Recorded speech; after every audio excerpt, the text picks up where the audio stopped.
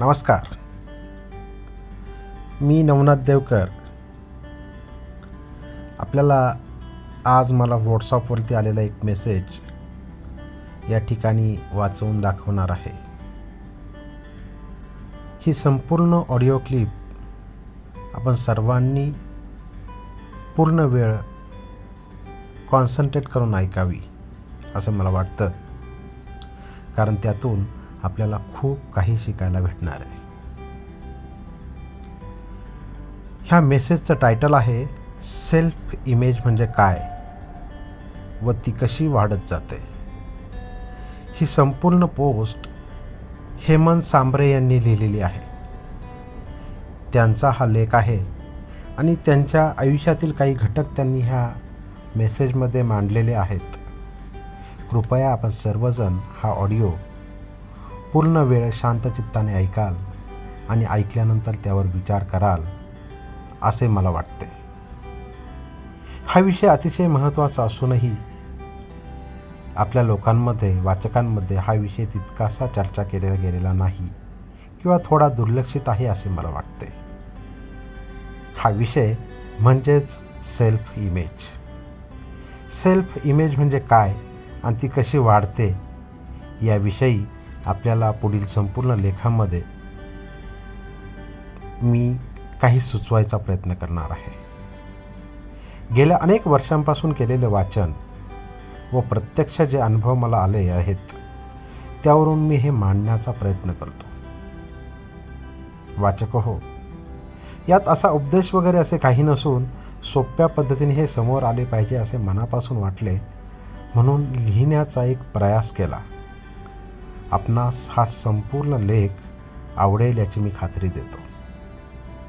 तर चला आपण आपल्या विषयाकडे येऊया. सेल्फ इमेज म्हणजे मला स्वतःबद्दल काय वाटते किंवा मी स्वतःला नक्की काय समजतो किंवा स्वतःबद्दलच्या माझ्या काय भावना आहेत इत्यादी इत्यादी. खूप जास्त आत्मविश्वास असणे व जास्त सेल्फ इमेज असणे या दोन गोष्टी वेगवेगळ्या आहेत. जास्त आत्मविश्वास हा कदाचित फाजील असू शकतो, पण सेल्फ इमेज ही अनेक गोष्टींचा एकत्र अर्क असू शकते. त्यामुळे बऱ्याच क्षेत्रात यशस्वी होण्यासाठी नुसता खूप जास्त आत्मविश्वास पुरेसा नाही, तर सेल्फ इमेज असावी लागते. या सेल्फ इमेजला प्रयत्नपूर्वक वृद्धिंगत करावी लागते. सेल्फ इमेज जन्मजात कमावताही येते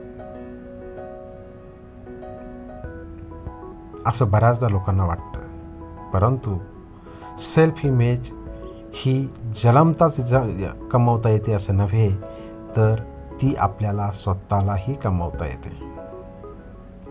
बऱ्याचदा आपण बाहेर वावरतो तेव्हा काही लोक आपल्याला आपल्यापेक्षा श्रेष्ठ वाटतात. त्यांचे वागणे, बोलणे, कपडे घालणे इत्यादी इत्यादी असे वाटते की खूप भारी आहे. आपण तर काहीच नाही. म्हणजेच असं वाटतं की याचं तर सगळंच मुळात लय भारी आहे. आपल्याला काही तसं नाही होता येणार. पण खरं तर तसं काहीच नसतं. त्या अमक्या तमक्या व्यक्तीने स्वतःला झोकून देऊन डेव्हलप केले.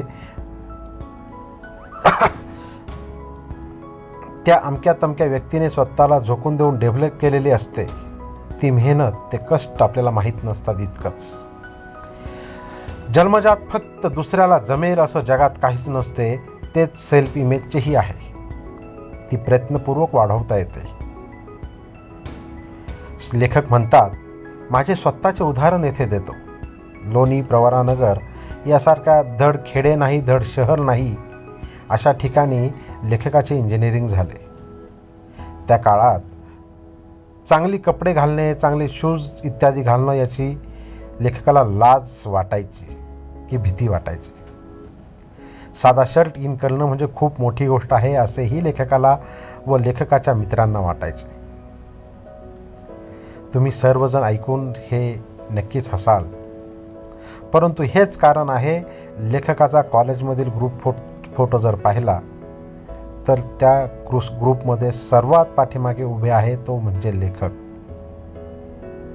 ह्या ऑडिओच्या माध्यमातून तो फोटो दाखविणे शक्य नाही, परंतु आपण समजून घ्याल अशी अपेक्षा आहे. तेव्हा लेखक इतरांनी घातला तसा सूट नव्हता की शूजही नव्हता.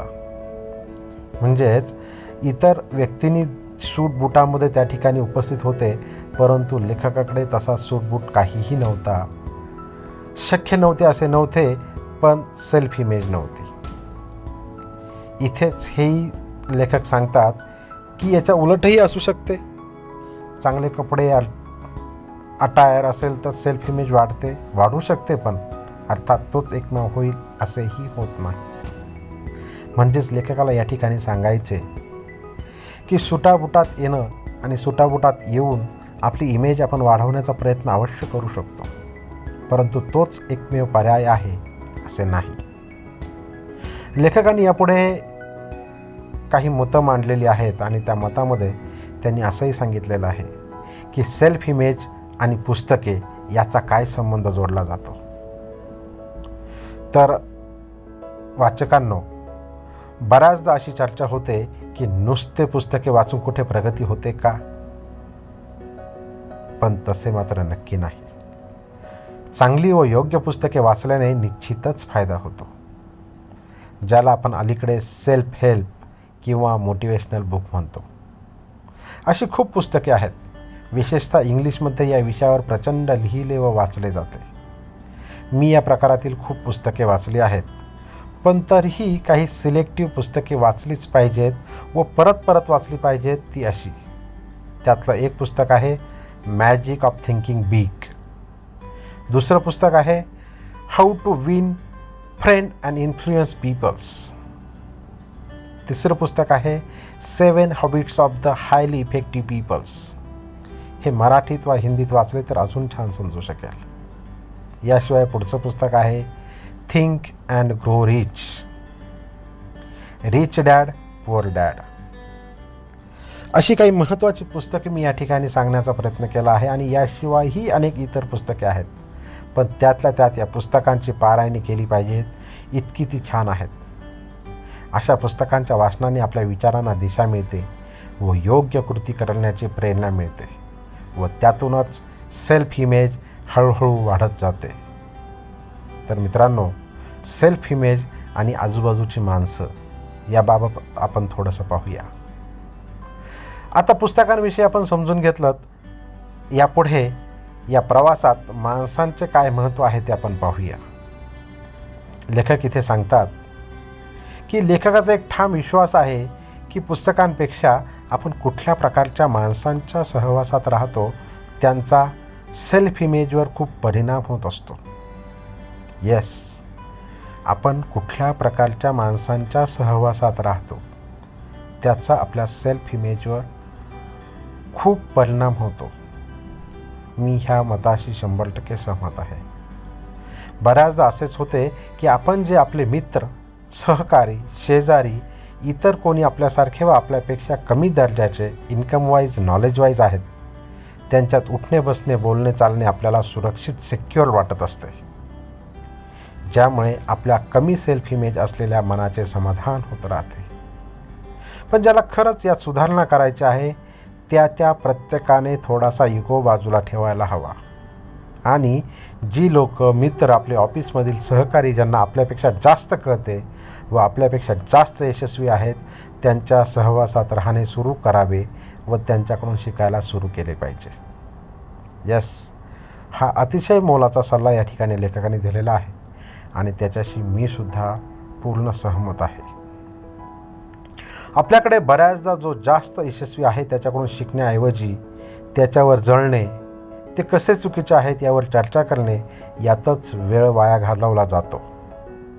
मीही अशा प्रकारच्या मानसिकतेत बराच काळ होतो, असं लेखक या ठिकाणी सांगतात. नंतर लेखकांनी हा बदल त्यांच्यामध्ये करण्यात खूप प्रयत्न केला आणि हा बदल करताना त्यांना खूप त्रासही झाला, कारण युगो बाजूला ठेवून कुणाकडूनही शिकण्याची व स्वतःमध्ये बदल करण्याची वृत्ती डेव्हलप करणे हे खूप अवघड असते.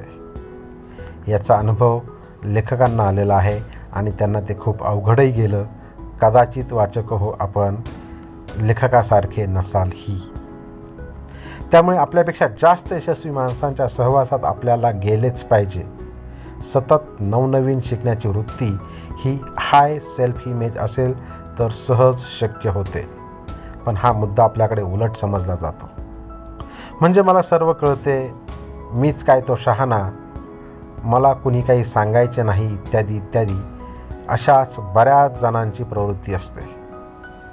शिवाय बरेच जण अजूनही याच भ्रमात आहेत की अशी वृत्ती असणारा म्हणजे स्वतःला शहाणा समजणारा फार ग्रेट असतो.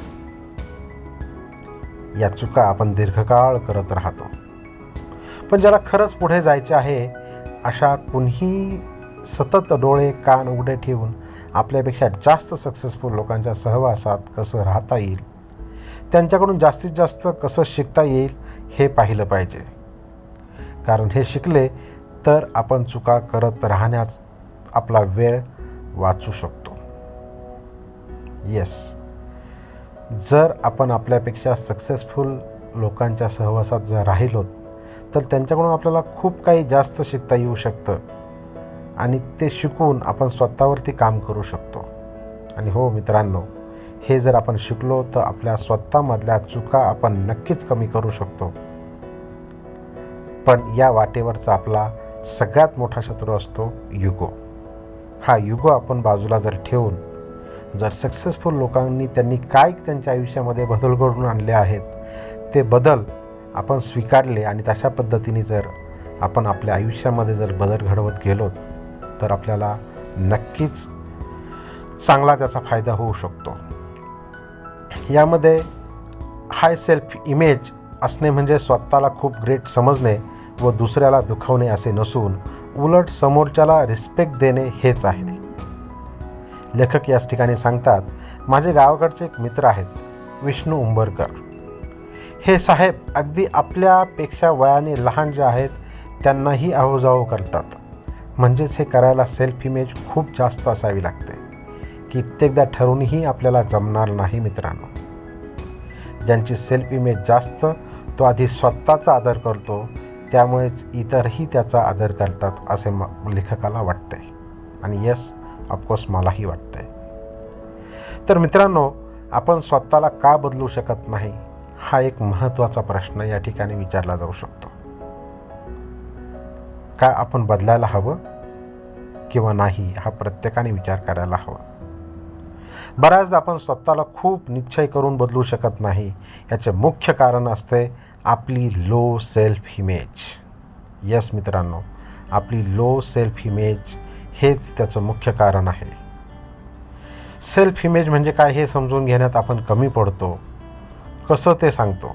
बदल घडवण्याच्या प्रत्येक प्रक्रियेत आपल्याला स्वतःशी कबूल करावे लागते की आपलं कुठंतरी चुकतंय.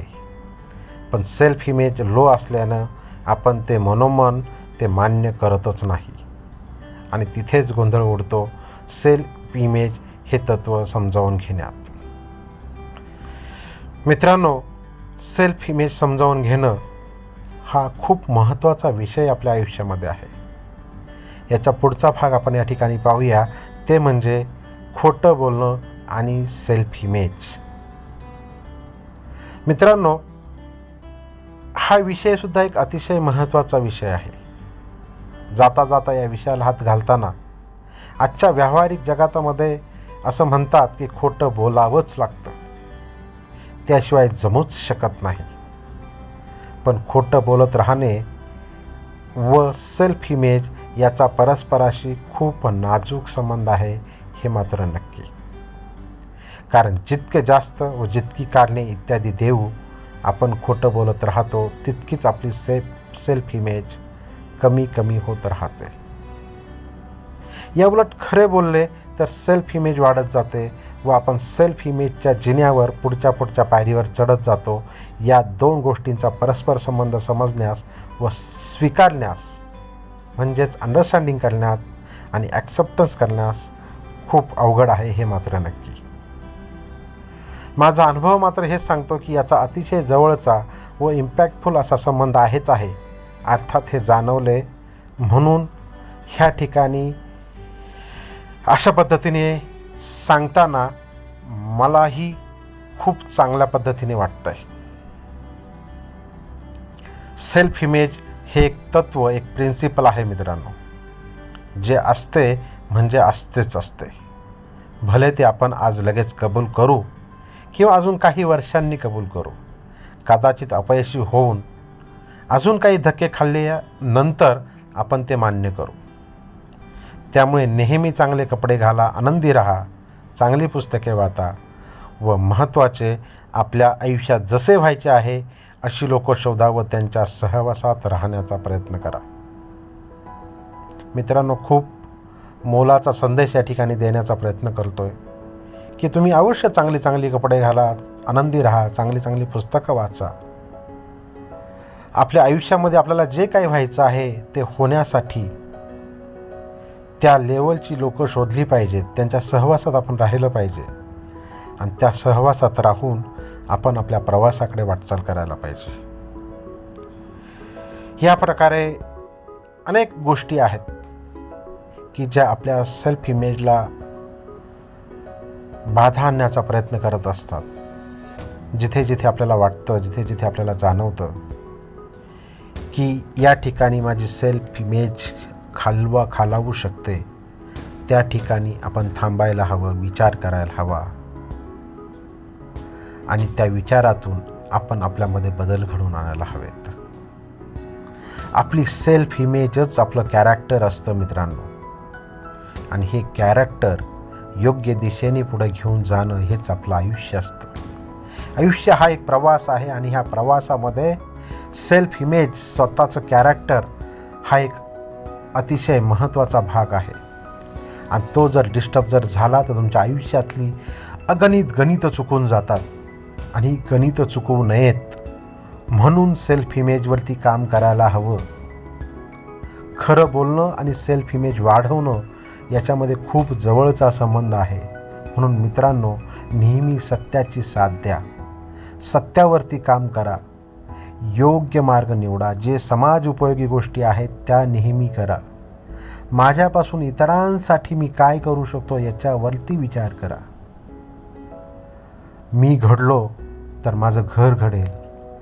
मी माझ्यापासून सुरुवात केली तर मी समाजामध्ये समाज उपयोगी गोष्टी करायला सुरुवात करेल आणि ते माझी सेल्फ इमेज मी वाढवली तरच ह्या गोष्टी होणार आहेत. माझा समाज सुधारला तर माझं गाव सुधारेल, माझं गाव सुधारलं तर माझं राज्य सुधारेल आणि माझं राज्य सुधारलं तर माझा देश सुधारेल. मित्रांनो, आपल्याला ह्या देशाला, ह्या राष्ट्राला बलशाली जर बनवायचं असेल तर स्वतःची इमेजपासून सुरुवात करा.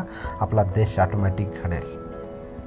आपल्या स्वतःपासून जी काही आपण सुरुवात करतो तीच सुरुवात आपल्याला इतरांपर्यंत घेऊन जात असते. आपण सर्वांनी हा लेख मनापासून ऐकल्याबद्दल सर्वांचे खूप खूप धन्यवाद. आणि ह्या लेखामधून जे काही विचार मांडले आहेत त्या विचारांचा आपण अवश्य विचार करावा आणि शक्य तेवढा आपल्या स्वतःमध्ये बदल करून स्वतःची इमेज वाढवण्याचा प्रयत्न करावा, एवढीच विनंती करतो. धन्यवाद.